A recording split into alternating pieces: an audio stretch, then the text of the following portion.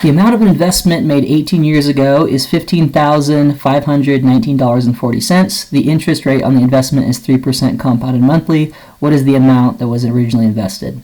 Okay, there's two main components to this problem. The first is we have to decide which compound interest equation we're going to use because there's two of them.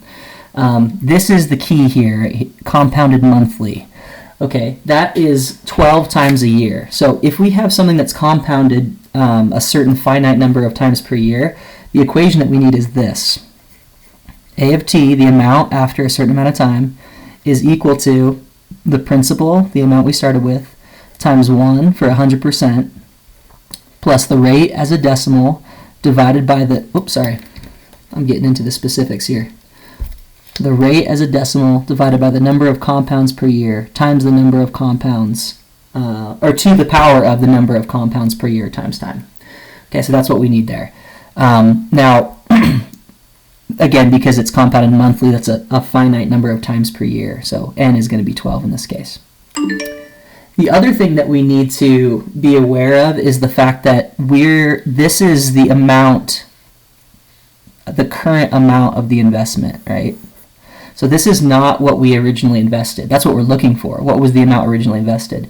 So the other thing to notice about this that's a little bit different is that we're given this and not P. We're given the final amount. So the amount of investment made 18 years ago is this. This is the amount right now, not the amount 18 years ago. This is the current value of it.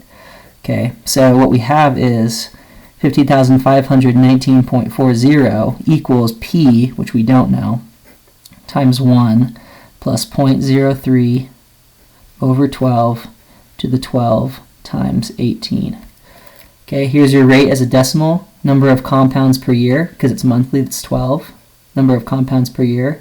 This is the number of years that have gone by, and this is what we don't know. This is what we're trying to find. Okay, so the first thing I would do is just let's find out what this is.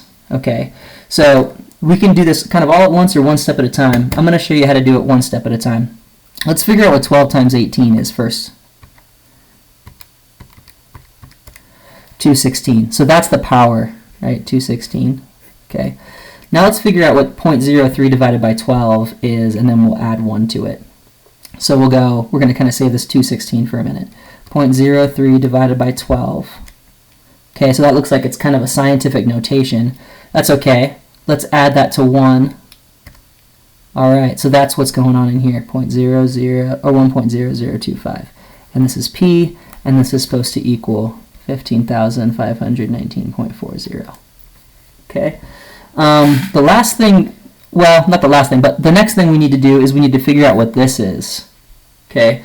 So if it's already stored, you can just do to the power of, but let's say we erased it. So 1.0025 to the power of 216.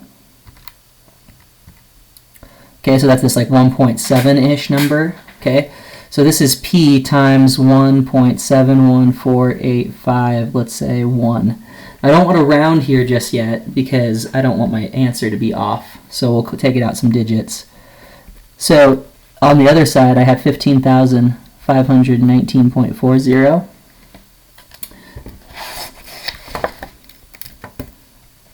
Let me rewrite that. 15,519.40. So how do I get P by itself? Well, I'm just going to divide both sides by this number.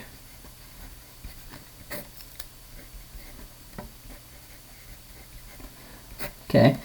If you already have that stored in your calculator, then depending on your calculator, of course, what you can do is you can just type in 15519.40, and then what we'll do is we're going to hit divided by the previous answer. So this answer key, they're usually, this is on scientific calculator somewhere.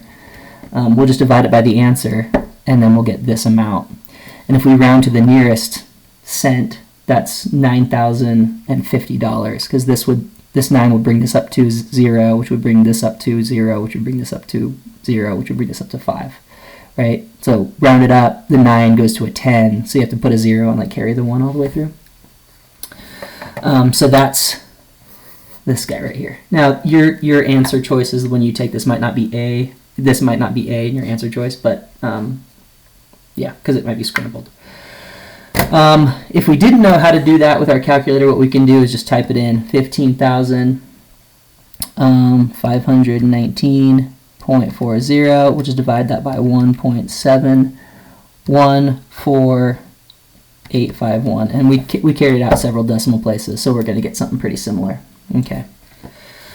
So that's, again, the things to be careful of here is first we got to figure out, well, which compound interest equation are we going to use? The one with E or the one that have N's in it? And since this is 12 times per year monthly, we're going to use this one. The second thing we need to ask ourselves is, are we given the initial amount or the final amount? And so you kind of have to read carefully. In this case, we're given the final amount and we want the initial amount. So we need to find out what P is.